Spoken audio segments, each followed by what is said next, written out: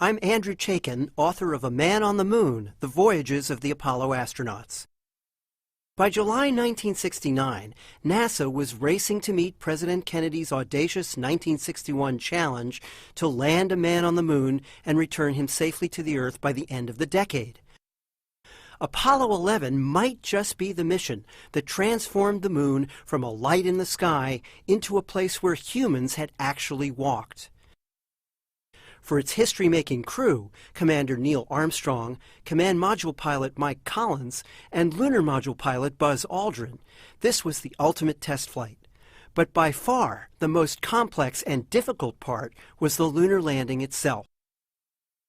Armstrong had privately concluded that they had about a 90% chance of getting home safely, but only a 50% chance of a successful landing. On the afternoon of July 20th, 1969, Armstrong and Aldrin stood side by side at the controls of their lunar module Eagle. 50,000 feet above the moon, they ignited their descent engine and started down toward the surface. Almost immediately, there were problems that might abort the mission. First, it was trouble with communications with Earth. Then, repeated alarms signaled that the onboard computer was becoming overloaded with too many tasks and might stop working. By the time Mission Control solved these problems, Eagle was less than 1,000 feet above the moon. But with all the distractions, Armstrong had missed seeing the landmarks he'd memorized. Now, he looked out his window and saw that the computer was steering them toward a crater the size of a football stadium, surrounded by boulders, some as big as cars. This was not the place he wanted to try to make history's first lunar landing. Armstrong decided to take partial control from the computer to adjust Eagle's flight path and rate of descent. The lunar module was actually easier to fly than he had expected, but he knew he only had enough fuel for one try at a landing. He steered past the big crater and flew onward, searching for a safe landing spot. Finally, he saw a place that looked good. With just 100 feet to go, Armstrong brought Eagle down for the final descent. His hunt for a new landing spot had eaten into their fuel supply, and that fuel was getting lower by the second. And now he had a new problem. The blast from the descent rocket was kicking up lunar dust, sending it rushing out in all directions in a fast-moving haze that obscured his view. While Aldrin read out the diminishing altitude, Armstrong guided Eagle lower, struggling to keep from drifting sideways or backwards, lest they risked tipping over at touchdown. Now came an ominous warning from Earth. Just 60 seconds of fuel left before they would be forced to abort. Now, only 30 seconds. Finally, a blue light on the instrument panel signaled that one of 3 metal probes attached to Eagle's landing legs had touched the moon. Eagle settled gently onto the surface, and Armstrong shut down the descent rocket. In Houston, it was 3:17 p.m. Armstrong broadcast a message of triumph to Mission Control. Houston, Tranquility Base here. The Eagle has landed. Roger, Tranquility. We copy you on the ground. You got a bunch of guys about to turn blue. We're breathing again. Thanks a lot. This incredible moment belonged not just to the crew of Apollo 11, but the 400,000 people who had worked tirelessly for nearly a decade to make this momentous achievement possible. The Apollo teams had turned a science fiction dream into reality. Humans were on the moon. Almost 7 hours after landing, with 600 million people around the world watching and listening, Armstrong emerged from Eagle's front hatch, sealed in his pressurized spacesuit. He descended the ladder on the front landing leg, stood in the foil-covered footpad, placed his left boot onto the ancient dust of the moon, and spoke for the ages. It's one small step for man, one giant leap for mankind. Armstrong spent his first minutes on the surface of another world getting used to the moon's 1/6 gravity, taking pictures, and collecting a first priceless sample of lunar dust and rocks. Then it was Buzz Aldrin's turn. Beautiful view. Isn't that something? Magnificent sight out here. Magnificent desolation. Aldrin recently talked about what it was like to stand on the surface of the moon. Nothing prepared me for the starkness of the terrain. It was barren and rolling, and the horizon was much closer than I was used to. I even felt a bit disoriented because of the nearness of the horizon. On Earth, we have no awareness of its curvature, and it's easy to understand why people used to think that it was flat.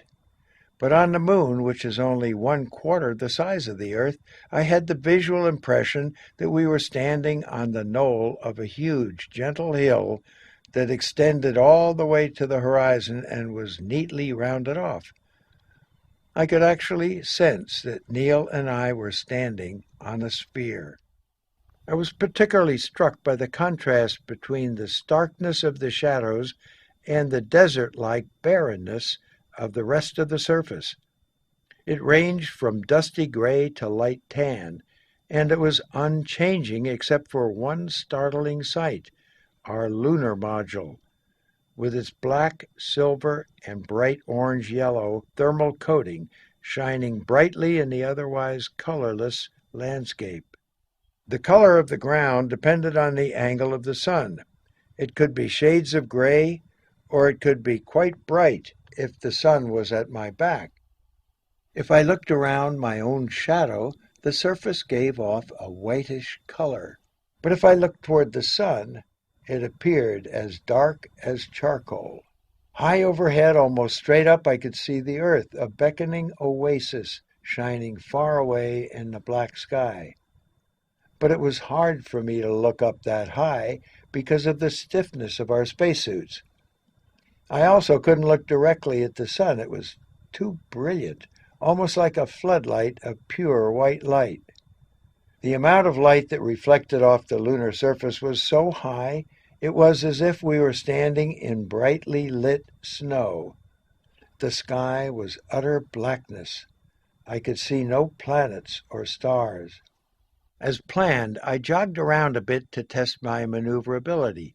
In the moon's 1/6 gravity, it felt almost like floating, and I had both feet in the air most of the time as I ran. It looked like fun, and it was, but it was also exhausting. My strongest memory of those few hours on the lunar surface was the constant worry that we'd never accomplish all the experiments we were scheduled to do. There wasn't time to savor the moment.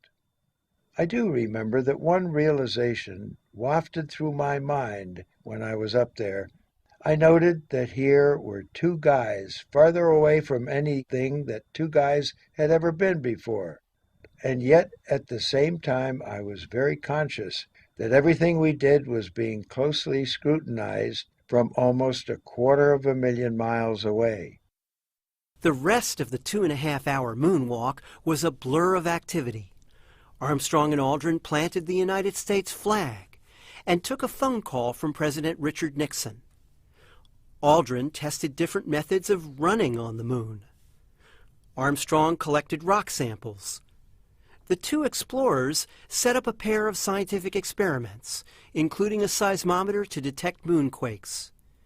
Armstrong took an unplanned run back to an 80-foot diameter crater, about 200 feet from the lunar module, where he took photographs.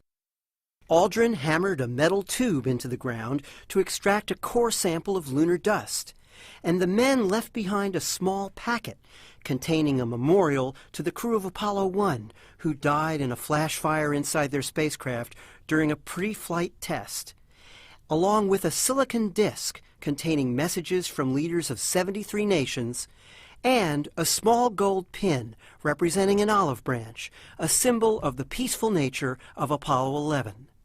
Then, all too quickly, it was time to climb back into Eagle for a meal and a night's rest. Meanwhile, in lunar orbit, alone in the command module Columbia, Mike Collins was sweating out the real moment of truth of Apollo 11, liftoff from the moon. Armstrong and Aldrin would fire the single engine of Eagle's ascent stage to leave the surface and rendezvous with him in lunar orbit. If that engine didn't work, his crewmates would die on the moon, and Collins would have to return to Earth alone. The next day, as the world held its breath, Aldrin counted down the final seconds to the critical moment. 9, 8, 7, 6, 5, port stage, engine arm ascent, proceed.